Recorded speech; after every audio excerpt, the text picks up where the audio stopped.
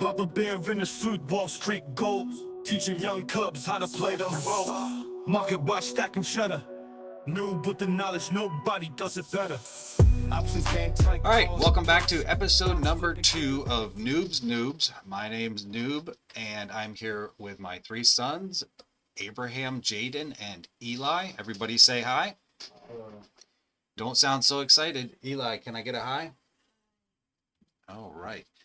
So where we left off, Jaden was just about to place some trades in his account.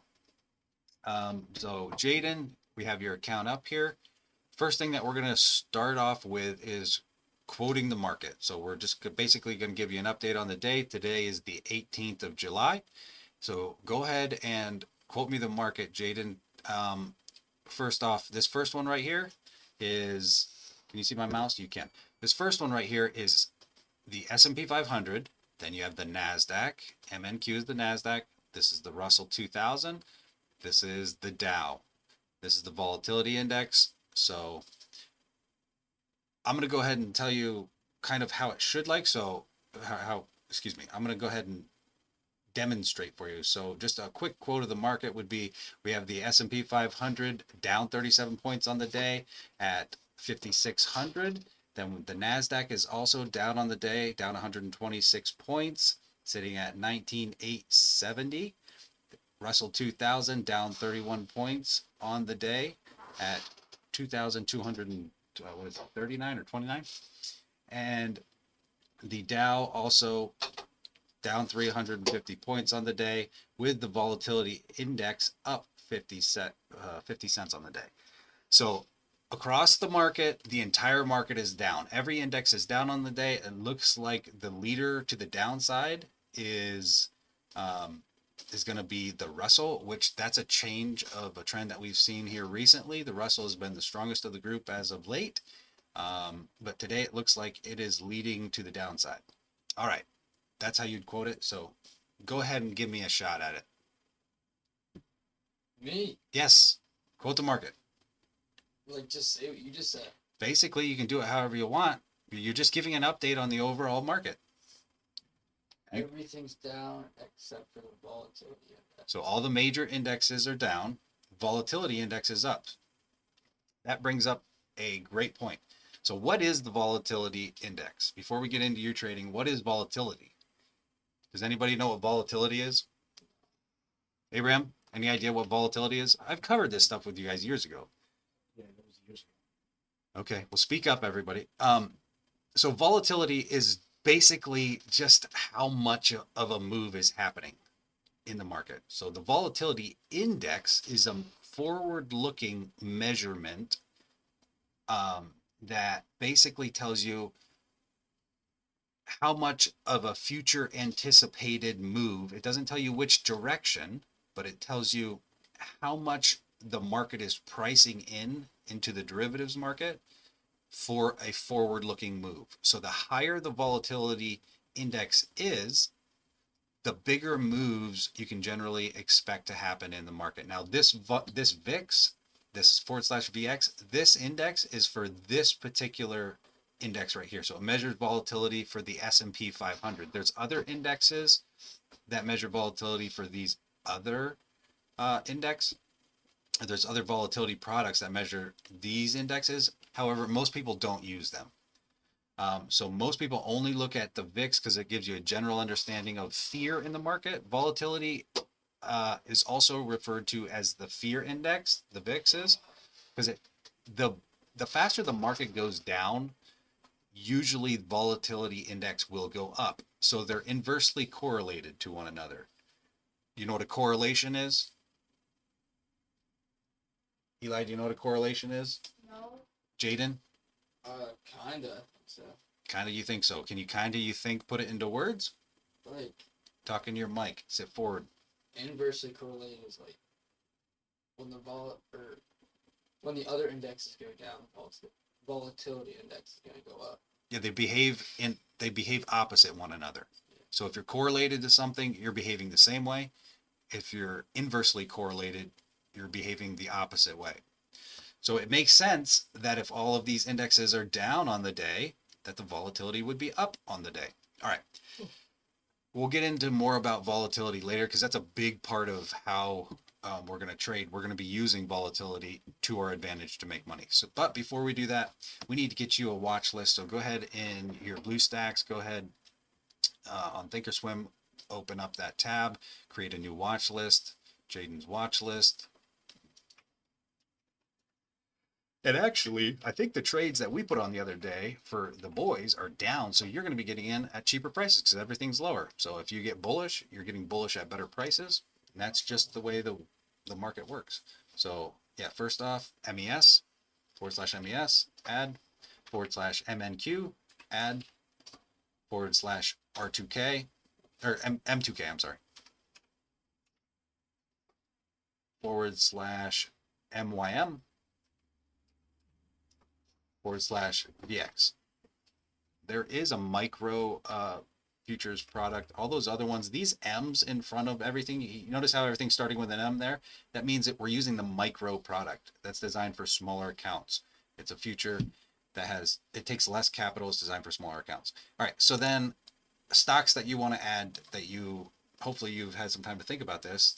What stocks do you want to add to your watch list? What are all like the basic ones to be added? You want to add like what used to be called the FANG stocks. Now it's the Magnificent Seven. So you're talking NVIDIA, NVDA,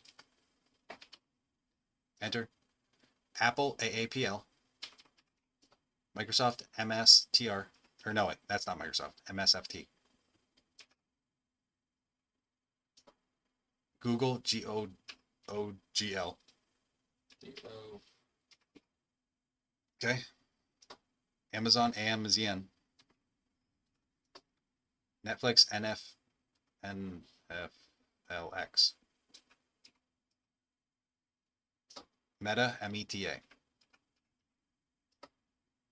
Okay. That's enough of the big boys. There's probably one or two that I left out. Now, are there any other stocks that you would like to add to your watch list? Stocks that you follow, or companies that you follow, or companies that you like.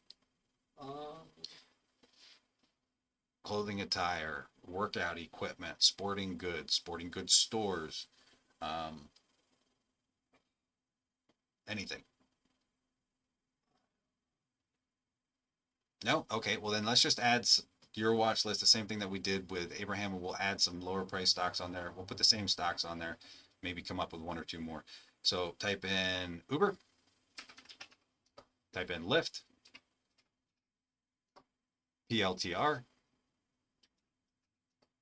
JMIA, NIO, U. What was the other ones? Rumble was on there. RUM. Yeah. PL Unity's getting rocked today. And GameStop. GameStop, GME was on there. And GE. GE you had on there. GE, I wouldn't add GE on there. Because that's $160. It used to be low price, it's not anymore. What else we got on there? We put on Billy, BILI, and DJT. All right. We used to trade those. We used to trade what? American Airlines. American Airlines, that's AAL. You can add some more of those type of stocks if you want. Go ahead and hit that. Type in LUV, that's Love, that's Southwest, I believe. And then type in DAL, that's Delta. Then UAE. That's you. Wait, no, that's not right. What's United? UAL. United Airlines. There you go. Okay. That's good. That's plenty. Airlines have been really weak lately, so airlines are they're probably down on the day. Go to look at the airlines down at the bottom. Yep. Broad-based across except for UAL. UAL is 47. Interesting. So on the same thing, go to the watch list and make it big. Expand on the watch list here. Click that. Okay, then go to the cog wheel like we did. Oh, never mind, it's already there. It's still saved. Okay, so we have the volatility. Now scroll down to the bottom of your list. I want to look at the volatility of those airlines. Go all the way down. Oh, sorry, I guess the volatility on the airlines. It looks like AAL is the highest. Then followed by Southwest. Southwest is really weak here. I don't know. Do you want to trade one of the airlines? Do you want to trade? What do you want to trade? Isn't like the higher though. The higher the implied volatility, generally, the more juice there is in the contracts. Well, like GameStop. You want to trade GameStop? Okay. Sure. This is a capitally intensive trade because there's so much volatility in here that that they're going to require you to put up 100% of the capital. So you get no capital relief. So this is a large position. Go ahead and click it. This will be a large position. Clicked it. What happened? All right, there we are. So go to the 3-year chart. Take a look at the 3-year chart. This thing's going to be like a roller coaster ride. Go down. 3-year chart.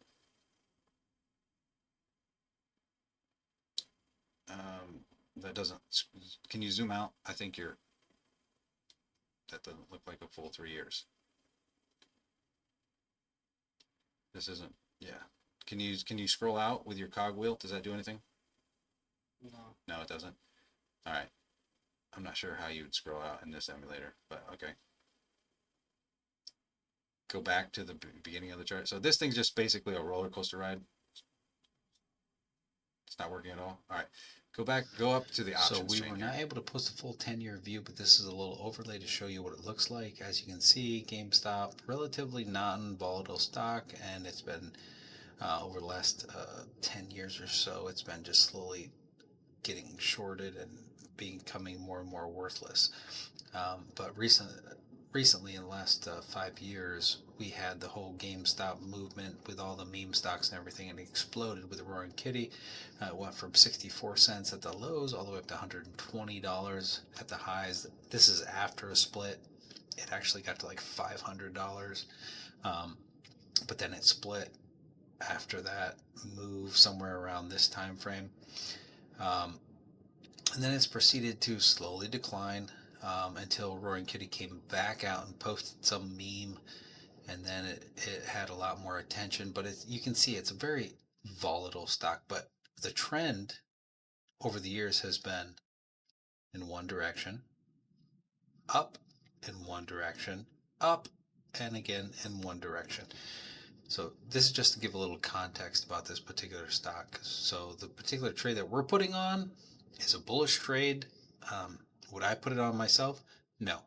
But for the purpose of education in this channel, we're going to go ahead and do it. It's not working at all. All right. Go up to the options chain here. All right. Back in here, this says 1 day till expiration. We don't want to trade that one. Go to the 29 days till expiration. All right.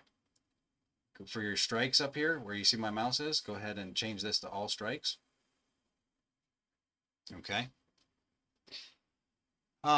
What I would do in here is I would probably sell a far out of the money put. I wouldn't be selling calls in here. This stock is a meme stock, buddy. It won't work. Bud, it's an emulator. It's a phone. You put your mouse on the phone and scroll like you would with a phone.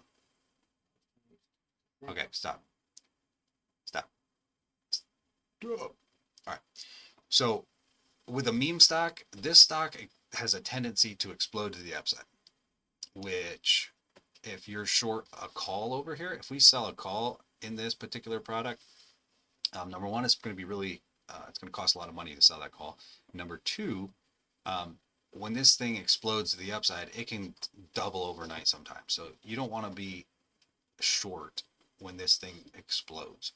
So if I were you, I would be looking to sell a put somewhere down here around the 21 or 22 level, maybe the 20, maybe even the 20. Depends on how much risk you want to take. You want to be the proud new owner of GameStop shares at an entry cost of $22 minus $1 credit, or so $21. Sure. Okay, if that's the case, you sell the 22 put here. So you click on the bid, that's the last, you click on the bid, and then you go up here to next. So what are we doing when we're selling this put? You remember, Eli? We're going to sell it at a certain price later on. When we sell the put, so when you buy a put, you're getting the right to sell it at a certain price. When we sell the put, we're guaranteeing someone else's right to sell it. So we're agreeing to buy it. When we sell a put, we're saying we'll take the other side of the guarantee that you have. So if I go out and buy a put, I'm buying that guarantee that I can sell the shares at a later date at that price.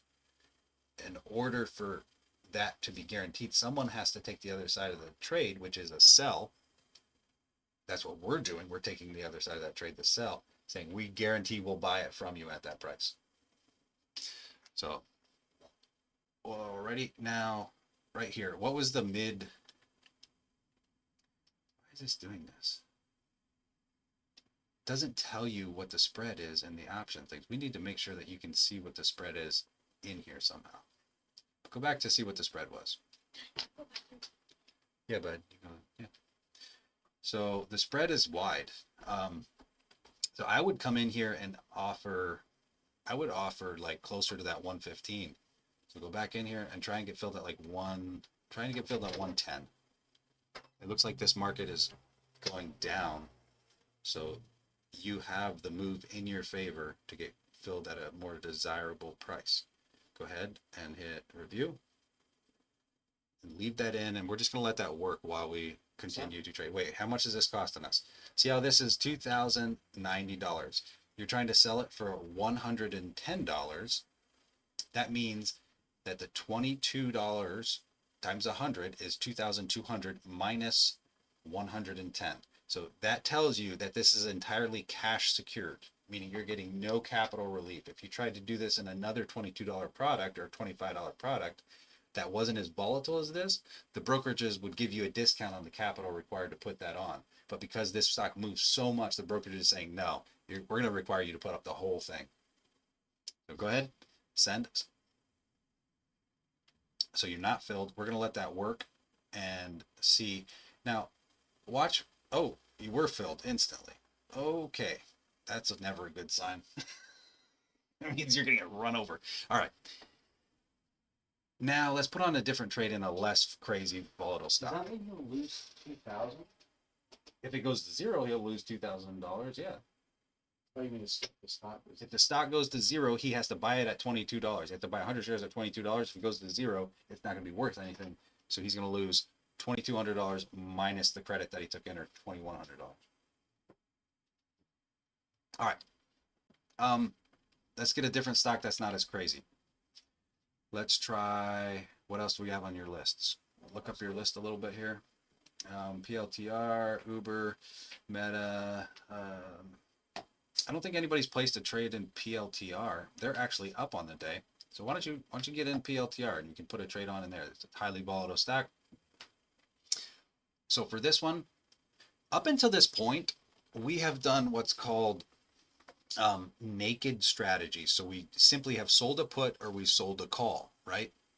We haven't defined our risk.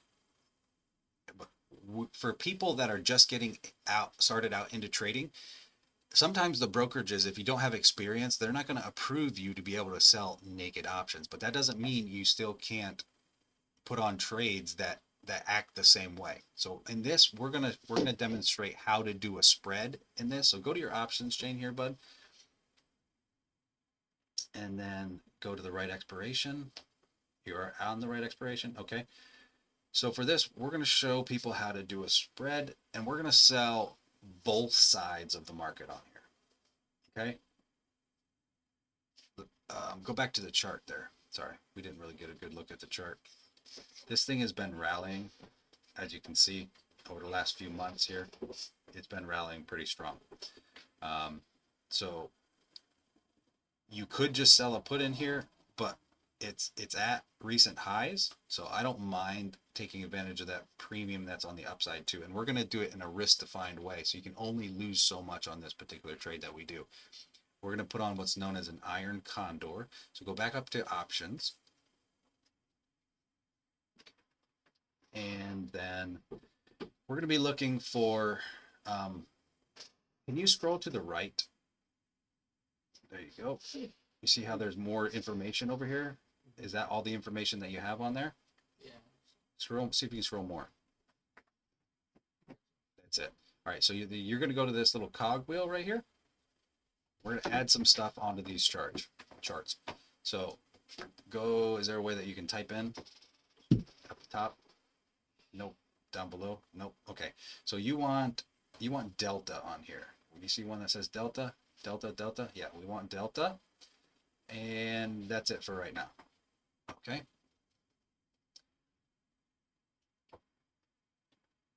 I'm going to reload. And now we want to see what the delta is. So we move it over to the delta, and we're going to sell the 16 delta on both sides. So this 0.16 here, you see this? That's at the $24 strike. And then come over down here. What's the 16 delta over here? These are the other direction. Or no. Delta over here. 16 delta, 17 is about. So 36 and 24. Remember that. Those are our strikes. Now go back to the actual prices. Remember we said 36 and 24. So I want you to click this bid on the 36 and the 24. On which side? On both, on the bid. So for the put side right here, the out of the money ones, sorry, 24. Yep. Click the bid. Okay. And then on the call side over here, we said 36. Okay. Click the bid. Now this is going to give us what's known as a strangle. So if we were to just put this trade on, you're taking unlimited risk all the way to zero. So not unlimited, but all the way to zero on the put side. And then on the call side, you're taking risk above that 36 unlimited. There's no stopping point to how high a stock can go. But what we're going to do is we're going to buy protection now. So this gives us risk above that 36 level, below that 24 level, but we're going to go out and buy protection, say, no, I don't want to take unlimited risk. I want to cap my risk. So the way that we do that, scroll down on the strike side, on the strikes. So go to lower strikes. There you go. All right, that's good. The way that we do that is we're going to come out here and look for a cheap option that we're going to buy to define our risk. So let's go, if we went, what, $4, it would put us at the 20 strike. So let's go $5. We're going to do $5 wide. So you're going to click over here on the ask. We're going to buy this 19 strike for protection. Click it. Okay. And then go to the other side. Yep, go back up. Go up, go up.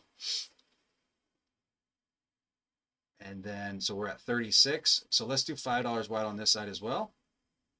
Now we're going to, remember we have to click the ask to buy it. And that is going to cost us, so that one's going to cost us, the one that you just clicked, the 41 strike call, it's going to cost us about 21 cents of that 52 or 53 cents that we're taking in a credit. And then go back. Back up. Yep, back up. The other one's going to cost us how much cents? How many cents? It's probably going to cost us about 8 or 9 cents.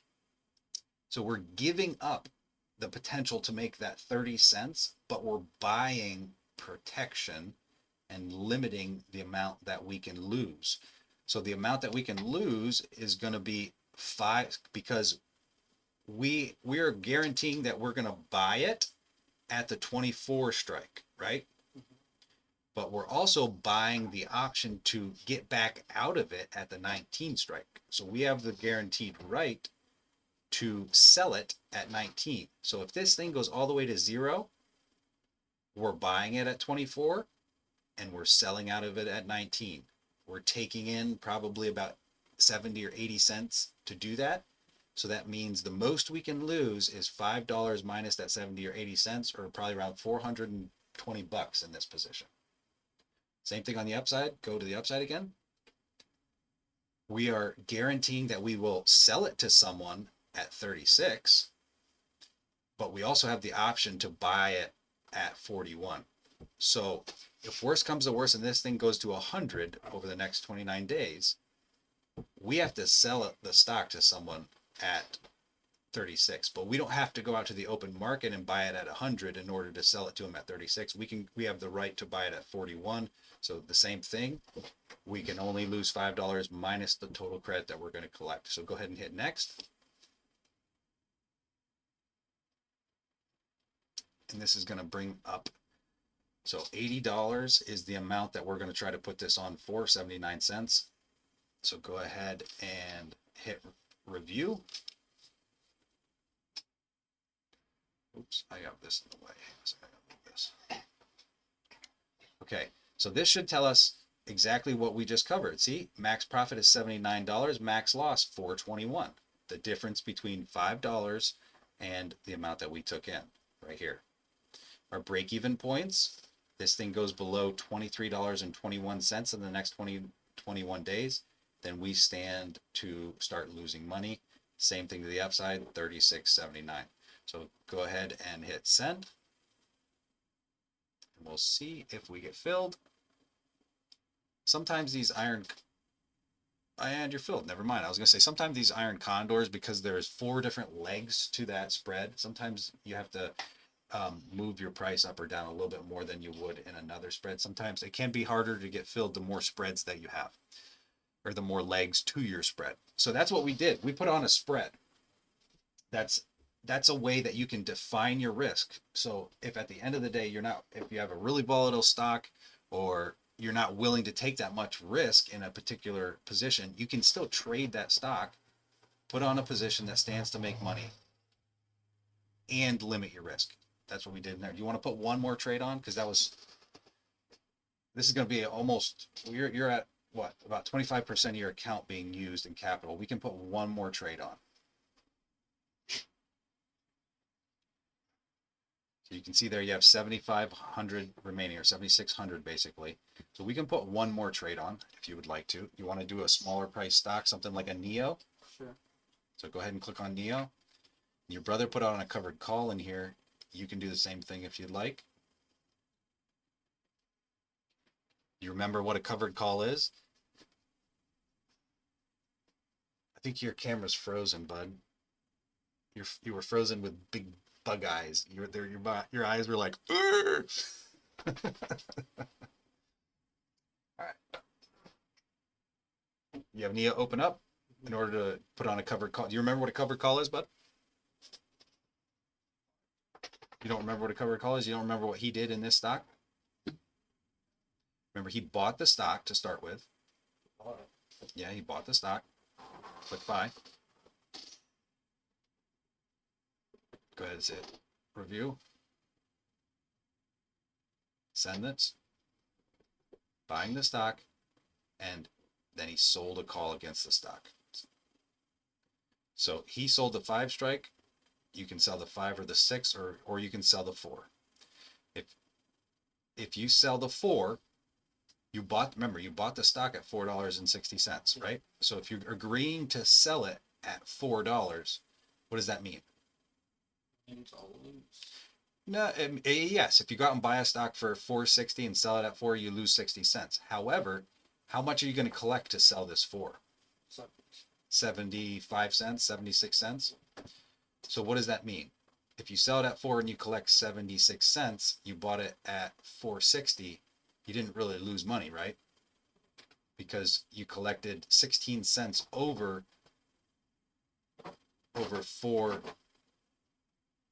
You collected an additional, sorry, brain fart. You collected an additional 16 cents on this $4 strike, more than you paid for the stock. So you paid $4.60, and by collecting 75 cents on here, add that to 4, you're going to be at $4.75 on your exit.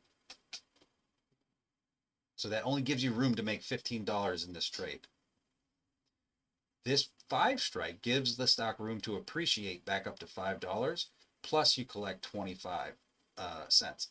This 6 strike gives the stock room to appreciate from $4 to $6, or $4.60 all the way up to $6, and you collect 9 cents. So it's a matter of Do you want to have more upside potential, or do you want to collect more in premium to give yourself a protection to the downside?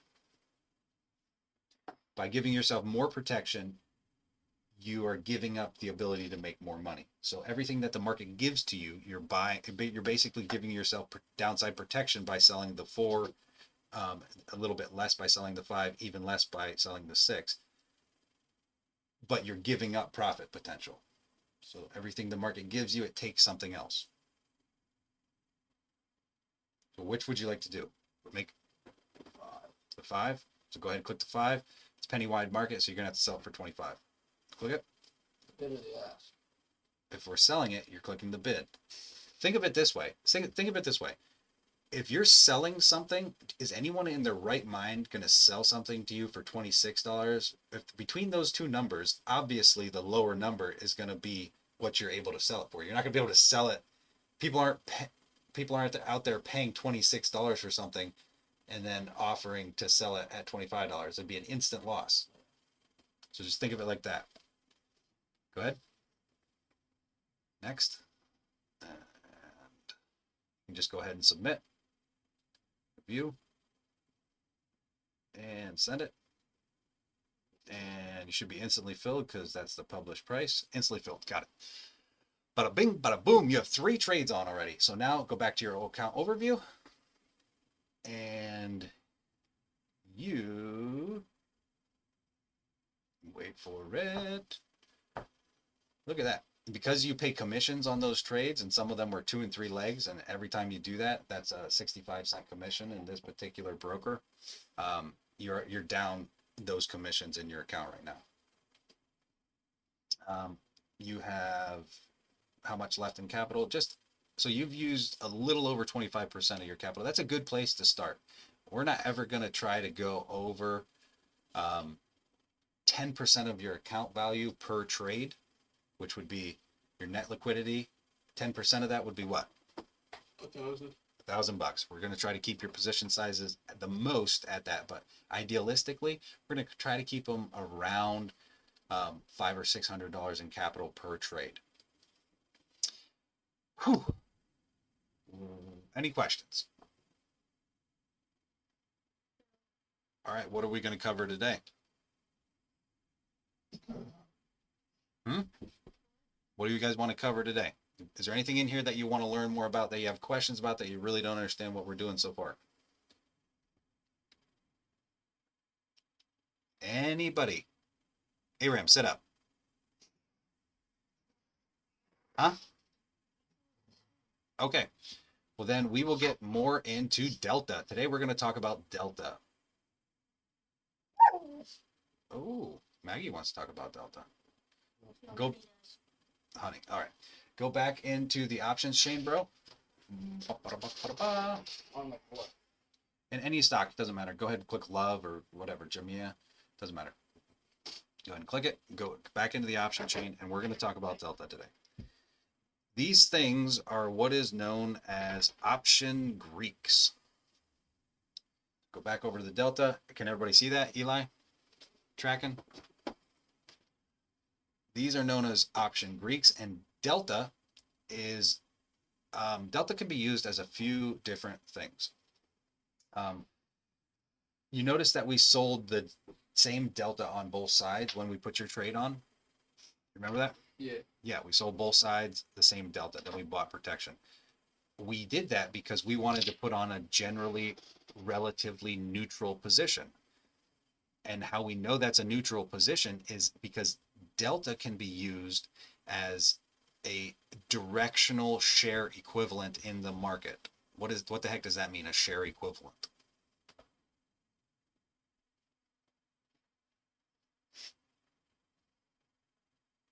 Nothing? Okay. Share equivalent. If I were to go out and I were to sell this put right here, you see this 12 strike put? Yeah. It has 40 delta, right? It has negative delta, but if I'm selling it, I'm getting positive delta. If I buy it, I'm getting negative delta. So it has negative delta. So if I sell it, I'm getting positive 40 delta. That is the equivalent, given a $1 move in the stock, that is the equivalent of me going out and owning 40 shares approximately. So that's what I mean by a share equivalent. So this particular option contract will behave, given a $1 move in the stock price, as if I owned 40 shares of that stock, or I was short 40 shares of the stock. Same thing on the other side. Over here, see how this 13 strike has 51 delta? Given a $1 move in the stock, it would behave as if I had 50. Now, this isn't the only thing that we use delta for right off the bat. This will also tell me the approximate chance of this being in the money on expiration. So if it's a 40 delta, that means there's a 60% chance that this trade is going to be successful, approximately. If there's a 51 delta, that means there's a 51% chance of the trade being successful. The 16 that we did, what's the chance? We sold 16 delta calls and puts. So what's the chance that that 16 delta trade that we put on is going to be successful on expiration? Bueller? You know, bud? 16. No, 16%. That's the chance that it's going to be in the money. That's the chance that, so the 16 means that that's the chance that it's going to go down and touch that and be in the money on expiration, which if it does that, we start to lose money. So that means there's a 16%. When you sell a 16, there's a 16% chance you're going to lose money. So the chance that we're going to win or make money is 84. correct, 84. But we sold two. We sold both sides. We can lose on both sides. So it's no longer 84% chance, because we can lose to the downside and we can lose to the upside. If we just sold one and the stock went parabolic in one direction, it was good for us. There's zero chance we're losing money to one that direction. But now that we sold both, we no longer have a 16% chance, because we're taking twice the amount of risk on both sides. So what's the chance that we're going to be successful? It's not 16, it's what? So 16 and 16 equals,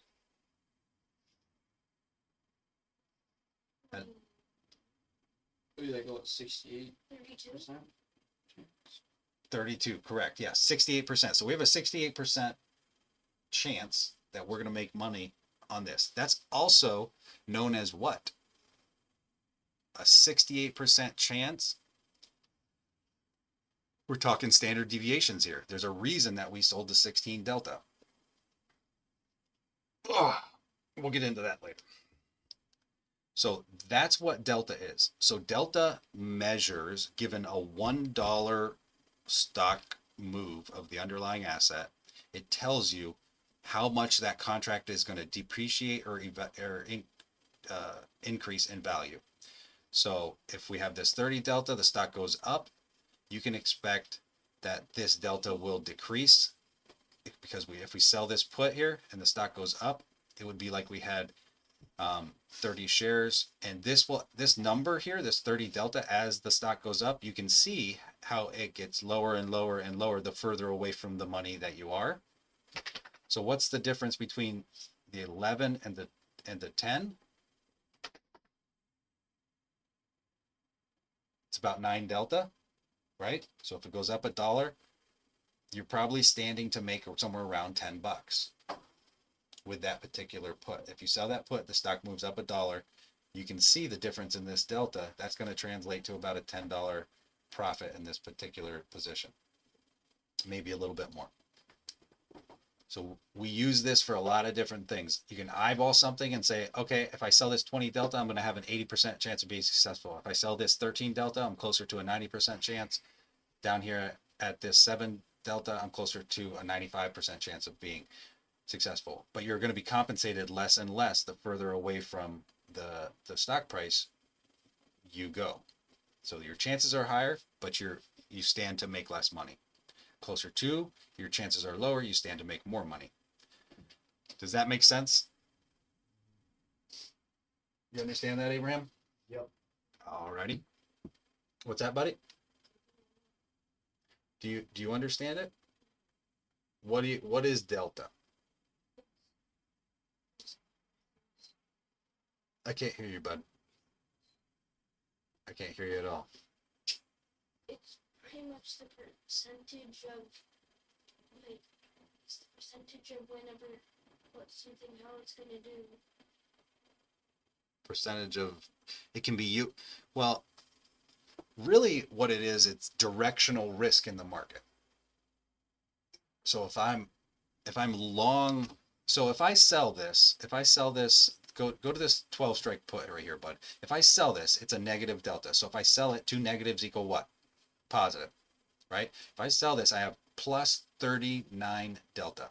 So that's my directional risk in the market. I'm positive. I need the market to be bullish. I'm taking a bullish stance. We sold both the same on both sides, so we were neutral, meaning we want the market to kind of hang out where it is. But that tells you your directional risk in the market and how much risk you're taking directionally in the market. Because if you sold 5 of these 40 strike or 40 delta puts, that would put you at 200 positive delta. So you're taking a lot more directional risk at that point. This gives you a way to measure your directional risk in the market. It also acts as those things that we talked about as a substitute for probability of success and as a share equivalent. So it gives you a measure of your risk directionally in the market. So in this particular, go back to your iron condor that you put on. So go to your account overview. Okay, or your positions tab. Go to your positions tab. And then go into which one PLTR is what we put it on in. PLTR. And then scroll over. You should have on here, scroll over, delta. You see this right here?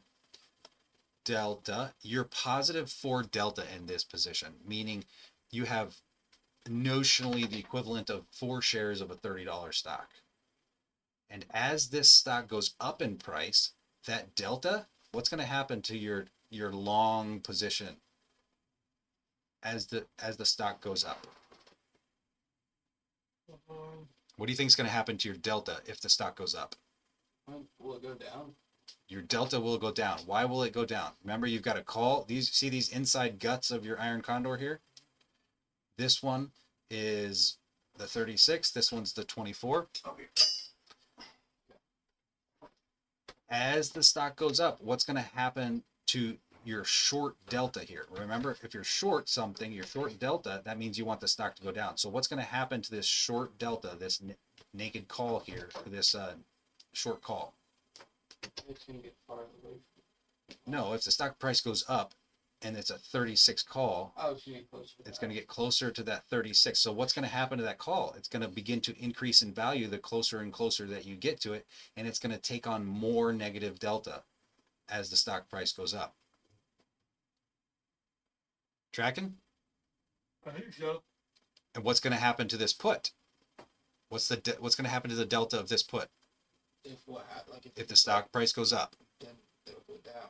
then the delta of that will go down. And the overall effect on your delta for this position is going to be that the delta decreases. And it's going to naturally put you into more and more of a short or a negative delta position, meaning you're then going to need a down move in the market in order to make money in this particular position. If this stock goes up and goes up and goes up, say it gets all the way up to 35, then you're going to be leaning short in that position naturally. You're going to have a short bias, meaning you need the stock to move down in order for you to make the most amount of money the quickest. Make sense? Yes? All right, go to your neo position. Look at this. 100 shares of delta. Look at that. It's a perfect 100 delta because it's 100 shares of stock. Remember I said it's a share equivalent? 100 shares is a perfect 100 delta. You sold the 39 delta call against it, the negative 39. So you have two competing positions right here. You have positive delta, and then your call acts as negative delta. So what's going to happen to the call if the stock price goes up? What's going to happen to the delta of this call?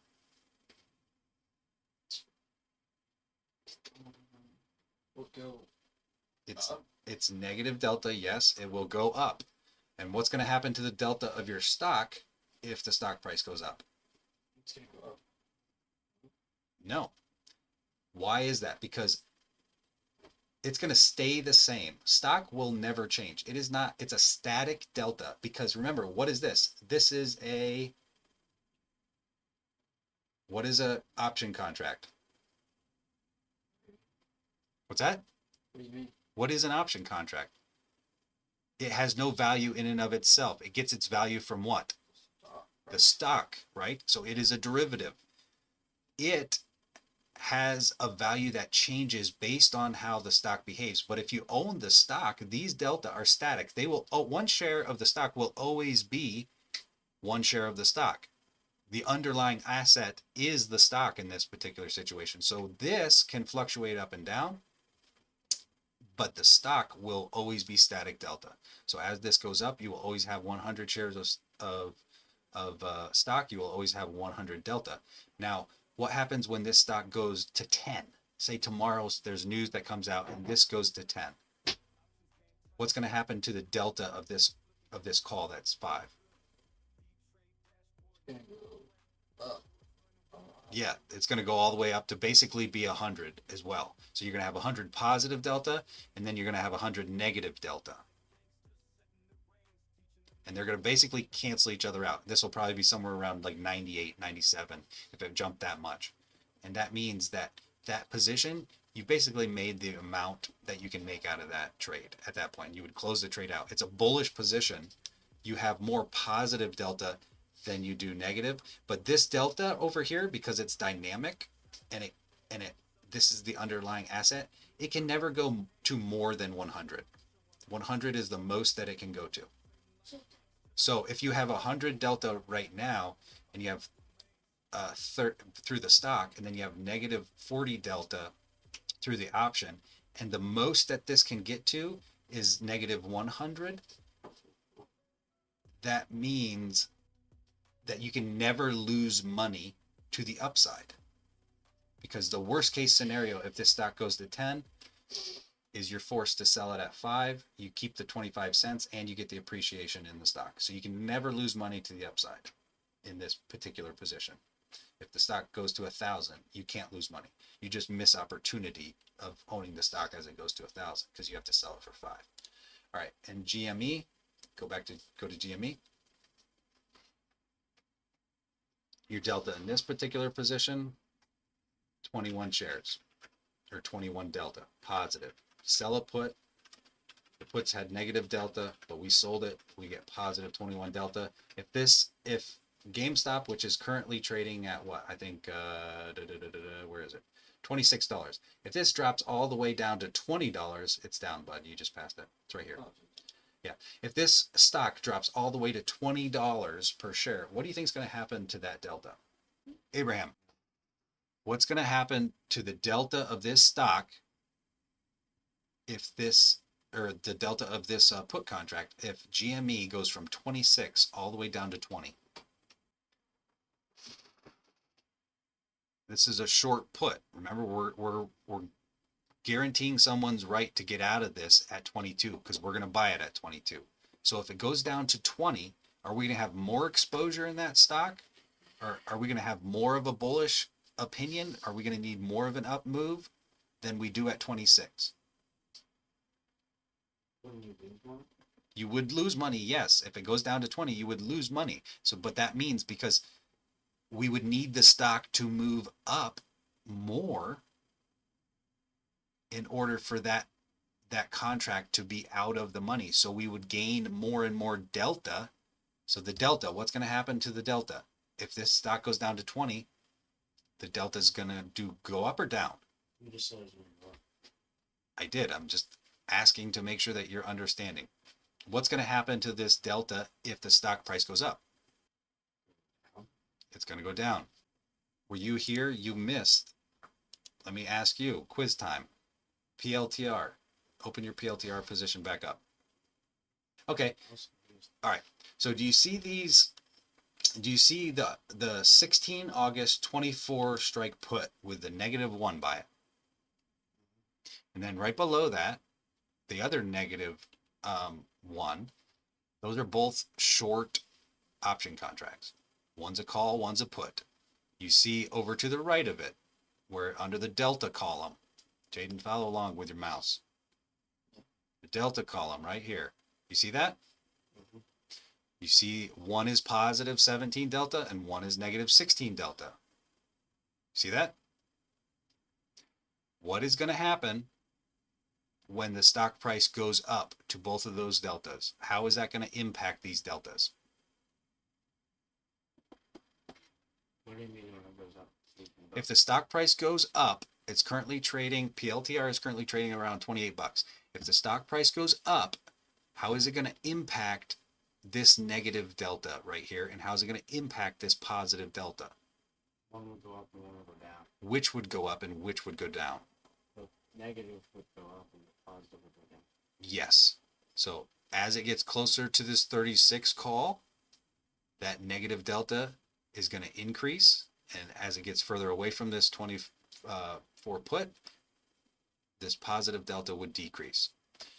And the opposite is true if it goes down. I'm just making sure that you're understanding delta. So in your own words, what is delta? Please give it back to me, because this is a really big concept about like how you measure your risk and also how we adjust risk. Later on, when we have positions that are not working for us, we're going to be using delta as a tool to say, okay, well, I put this trade on as a neutral delta trade, and now I have 50 delta in this position. It's time for me to do something about it. I need to make an adjustment to get my delta back in line.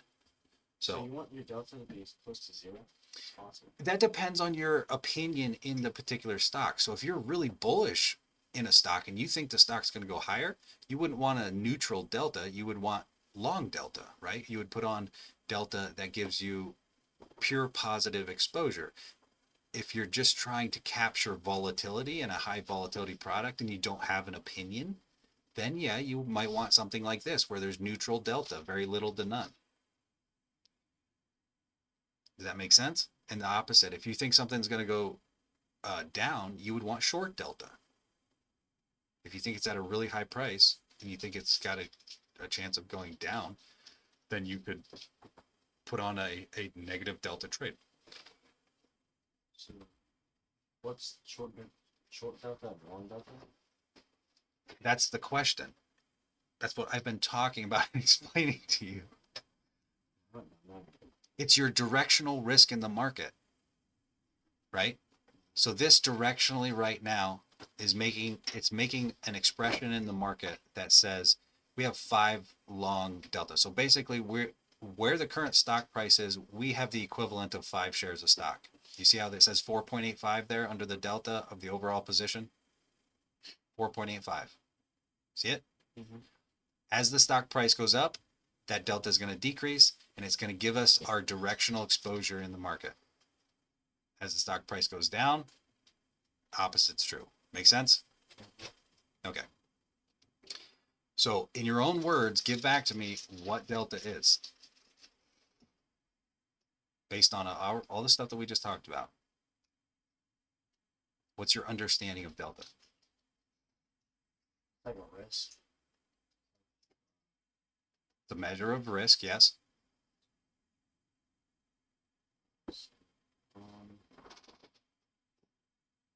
I gave you some other examples of it too. What other things it can be used to do. It's like use it as like a Sit up and talk in your mic, please. use it as like guideline kind of, because if you don't want, like, if it's too high, then you need to bring it down, or if it's too low. That's a tool to that goes back to the measure of risk thing. So we're using it in our portfolio to measure directional risk. So if it gets too high, we know that we need to do something to reduce it if we want to maintain a neutral stance. So yeah, that's your directional measure of risk. But we can also use it. I gave you an example of 2 other things that we can use it for. The share equivalency, to know approximately how big your position is. The delta will tell you approximately how many shares your position is equivalent to. So if this position has multiple contracts in there and your delta is like 500, but you would never go out and just straight buy 500 shares of the stock, then maybe you're too large in that position. It gives you an idea of your overall position size as well, as far as your measure of risk. And then the third thing that I told you about, what did we use? We calculated what? We used it to calculate your probability of what? Making money. Probability of success. Yes, making money. So it can also be used as a quick ballpark number of your chance of being in the money or out of the money on expiration. So this 16 delta, remember we talked about that? 84% chance of making money with that. 84% chance with this one. Put them together, 68% chance total. 84 and 84. Or, yeah. 16 and 16. 32 minus 100. 68. All right. So that's delta. You have any questions, bud? To buy one of those stocks and like the stocks cost would go up a bit. Would we have to add more money to have the store cost? I don't think I understand the question. If you were to buy what? So if we had one whole stock in a thing, and then the stock value would go up, would the amount of money we have in go up too? Yes. If you the value of the stock would go up and the value in your account would go up. If you owned a stock, if you owned outright stock, yes. The value would go up. You wouldn't have to add more money to your account. Your account would just have a higher value because the value of the stock went up. And then you could sell that stock and then you could take that money out in profit. Make sense? Are you kind of lost in the sauce when it comes to some of this stuff so far? That makes sense. It's a hard thing to understand. You're not sitting up. People can't see your camera. They can't see your face in your camera because you're sitting down. Thank you. A lot of this stuff is really complicated stuff. It's going to take you a little while to learn. The more that you hear us go through it, the more you're going to catch on, especially the more that you do it, the more that you're going to catch on.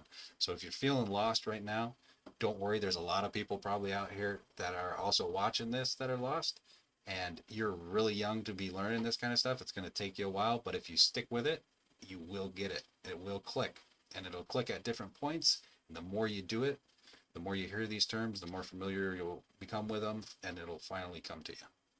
So just stick with it. Don't be discouraged because we're talking about a lot of high-level things, and it seems probably overwhelming now, but you will get there. Alrighty? And I think that is it for episode 2. This was a much shorter episode. I know my kids are happy. I dragged them out here for like an hour last time, and they were about ready to be done. So kept this one a little shorter. Thanks for watching, everybody. Don't forget to like and subscribe. Share this with people that you know that are interested in learning about the market. And the more that we do this, the more topics we will cover, and the more it will become familiar with you. So if you want to follow along, Thinkorswim also offers paper trading accounts where you can open an account. You don't have to put any money in to fund it, but you can still follow along with these same strategies and learn the market on your own. So thanks for watching. We'll talk to you in episode 3.